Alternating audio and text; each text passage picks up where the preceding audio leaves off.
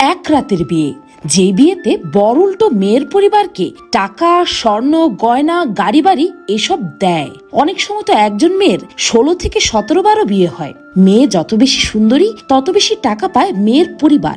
মেয়েকেও দেওয়া হয় বিলাসবহুল জীবন।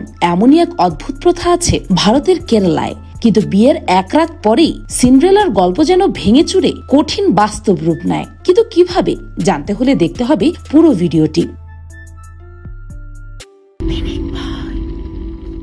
এই ভিডিওটি দেখে আপনার মনে হতে পারে এই বিয়েটি কোনো মুসলিম দেশের বা আরব দেশের বিয়ে, কিন্তু না, এই বিয়েটি হচ্ছে ভারতের কেরালায়। কেরালার এক রাতের বিয়ের কথা খুব কম মানুষই জানেন। আম্মি, আপনাকে অনেক অনেক শুভেচ্ছা। আমার 17তম বিয়ে হয়েছে। 18 বছর বয়সী এক গরিব ঘরের মেয়ে তার মাকে এভাবেই শুভেচ্ছা দিয়েছিল তার 17তম বিয়ের পর। 14 বছর বয়সে রেহানা বেগমের বিয়ে হয় 55 বছর বয়সী দুবাইয়ের ধনী আরব শেখের সাথে। বিয়ের এক মাস পর আরব শেখ রেহানাকে প্রেগনেন্ট করে ভারতের একটি রেল স্টেশনে ফেলে চলে যান। কোনো কুলকিনারা না পেয়ে রেহানা যখন নিজের বাবা মায়ের বাড়ি ফিরে আসে, তখন তার পরিবার রেহানার অ্যাবর্শন করিয়ে ফেলে। তারপর রেহানাকে আবারও তার পরিবার আরেক বয়স্ক শেখের সাথে বিয়ে করিয়ে দেয়। বিয়ের পর রেহানার এই স্বামী তাকে কাতার নিয়ে যায় এবং সেখানে অন্য এক লোকের কাছে রেহানাকে বিক্রি করে দেয়। আপনি জেনে অবাক হবেন, এরপর মাত্র 4 বছরে রেহানাকে আরো 14 বার বিয়ে দেওয়া হয়।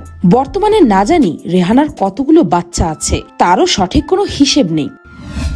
তবে এটি একমাত্র রেহানার সাথেই হয়েছে এমনটা কিন্তু নয়। হিন্দুস্তান টাইমস ও দি ইকোনমিস্ট টাইমস এর রিপোর্ট অনুযায়ী স্টেট উইমেন কমিশনের এক সার্ভেতে উঠে এসেছে কেরালায় প্রায় 9000 মেয়ে এই এক রাতের বিয়ের ভুক্তভোগী। আর এই সহজ সরল মেয়েদের জীবন নষ্ট হচ্ছে তাদের মা বাবার জন্য, কারণ তাদের মা বাবা কিছু টাকার জন্য নিজের মেয়েকে ধনী শেখদের কাছে বিক্রি করে দেয়। আপনি জেনে আরো অবাক হবেন, ভারতের কেরালায় মেয়েদের বিয়ের নামে বিক্রি করার এই প্রথাটি কিন্তু নতুন নয়, বরং বহু বছর ধরে এটি করে আসছে তারা। এই এক রাতের বিয়েকে অনেকে আরব কালিয়ানাম নামেও জানে। এই বিয়ের উৎপত্তি হয়েছে কেরালার উপনগর ভেলিয়াঙ্গাদিতে।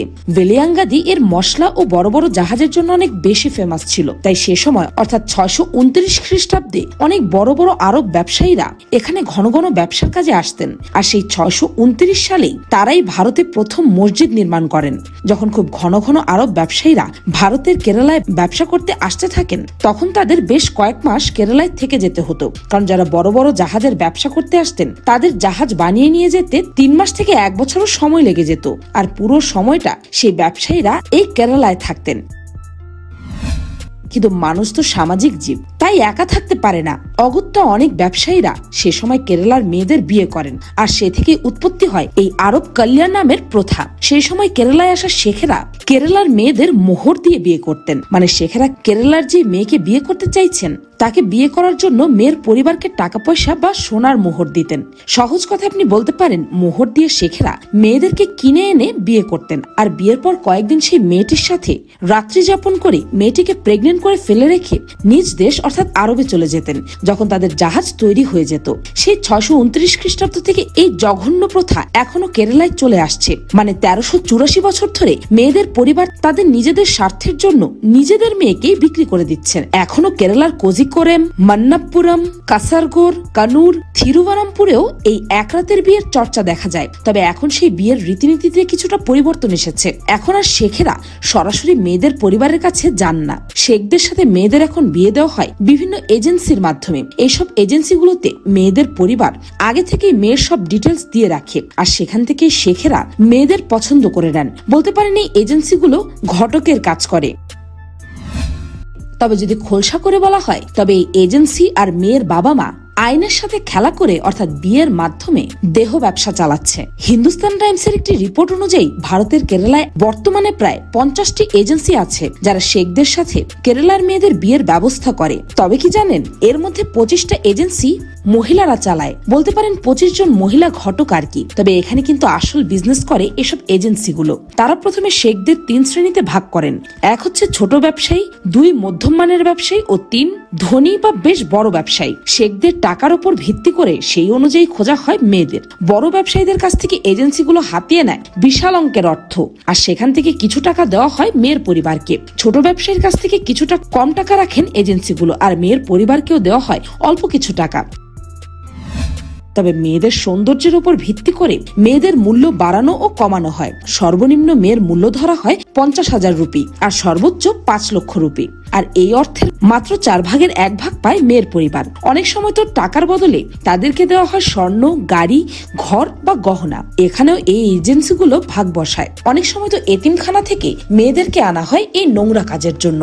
এতিমখানা থেকে মেয়ে আনলে এতিমখানার ম্যানেজারদের দিতে হয় টাকা, মানে শেখের দেওয়া 1/4 অর্থ দেওয়া হয় এতিমখানার ম্যানেজারদের। কিন্তু কিভাবে হয় এই এতিমখানার বিয়েগুলো? প্রথমে এতিমখানার সব মেয়েদের সেই শেখেদের সামনে এনে দাঁড় করানো হয়। তারপর সেখান থেকে শেখ একটি মেয়েকে পছন্দ করে নেন। অনেক সময় এমনও হয় যে এতিমখানার কিছু মেয়ে আসলে এতিম না, তাদের বাবা মা আছে, কিন্তু বাবা মা অনেক বেশি গরিব হয় তারা তাদের সন্তানকে এতিমখানায় রেখে গেছেন। তো সেক্ষেত্রে যদি সেই সময় মেয়েদের মধ্যে কোনো মেয়েকে শেখের পছন্দ হয়ে যায়, তাহলে এতিমখানার ম্যানেজার সেই মেয়ের বাবা মাকে সেই শেখের ছবি দিয়ে বলেন তাদের মেয়ের জন্য দুবাইয়ের অনেক ধনী শেখের বিয়ের প্রস্তাব এসেছে। মেয়েকে বিয়ে করে শেখ নিজের দেশে চলে যাবে, সেজন্য মেয়ের পরিবারকে শেখ নগদ অর্থও দেবে। এগুলো শুনে গরিব বাবা মা মেয়ের বিয়ে দিতে রাজিও হয়ে যায়, কারণ সে সময় এতিমখানার ম্যানেজাররা এই বিয়েকে অ্যারেঞ্জ ম্যারেজের মতো প্রস্তুত করে। তারপর সেই এতিমখানায় বিয়ে পড়ানো হয়। তাদের বিয়ে পড়ানোর জন্য ডাকা হয় কাজী সাহেবকে। অনেক সময় তো এলাকার অনেক গণ্যমান্য ব্যক্তিরাও এই কার্যকলাপে অংশ নেন। বিয়ের পর তাদের একটি ম্যারেজ সার্টিফিকেটও বানিয়ে দেওয়া হয়, কারণ এর বিনিময়ে মেয়ের পরিবার শেখের কাছ থেকে হাতিয়ে নিতে পারবে নগদ টাকা। তারপর শেখ সেই মেয়েকে নিয়ে চলে যায় হানিমুনে। অনেক সময় সে নিজের দেশ আরবে নিয়েও আসে মেয়েটিকে। তারপর সেই অবলা মেয়েটির সাথে কয়েক মাস সহবাস করে তাকে ভোগ করে মেয়েটিকে প্রেগনেন্ট করে পাঠিয়ে দেয় তার নিজ দেশ ভারতে।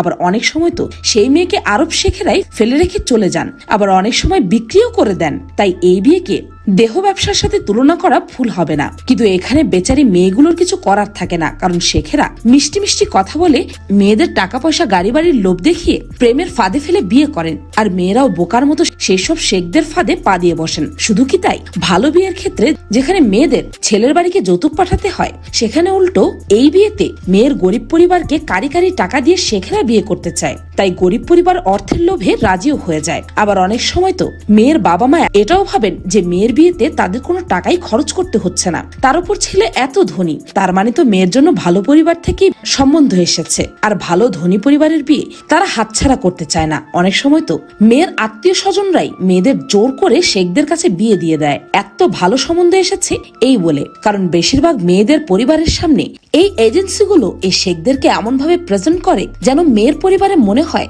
এর চেয়ে ভালো সম্বন্ধ তাদের মেয়ের জন্য আর আসতেই পারে না। আর এই এজেন্সিগুলো মূলত গরিব ঘরের সুন্দরী মেয়েদেরকেই টার্গেট করে, কারণ গরিব ঘরের মেয়েদের সহজে ভালো পাত্র আসে না। ভারতের একটি এনজিও আছে, নাম শাহিন। সেই এনজিওর চেয়ারপারসন জামিলা বলেছেন, কেরালার অনেক পরিবারের মতে ঋতুস্রাব হওয়ার পর মা বাবা চান না তাদের মেয়েকে ঘরে বসিয়ে রাখতে, যত তাড়াতাড়ি পারেন তারা তাদের মেয়েকে বিয়ে দিতে চান। আর এই সুযোগটাই অনেক সময় কাজে লাগান শেখদের সাথে বিয়ে দেওয়ার এজেন্সিগুলো। আর এখন এটি কেরালায় এতটাই বেশি বেড়ে গেছে যে ভারতের অনেক সচেতন নাগরিক এই নিয়ে আওয়াজ তুলছে। আর তুলবে নাই বা কেন?